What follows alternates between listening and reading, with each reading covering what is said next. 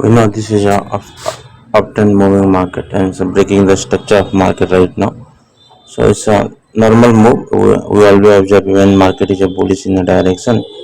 So if you see internally, market is also form a no internal liquidity, and while the moving market upward direction. So market create internal and external liquidity here. When we started to take the external liquidity, market try to take internal liquidity, so it's a fall down right now.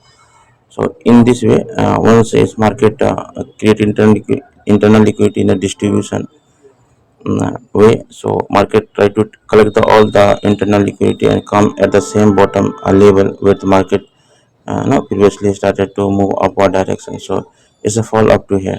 Sometimes we plan no only upward direction by forgetting internal liquidity. In that time, you will get SL. So from here, after taking all internal liquidity, then the market also create a opportunity for upward direction trade. So we can plan from here after breaking a structure minor change of character level, and here market in a down direction create a fair value gap, and from here we can plan a trade in this area.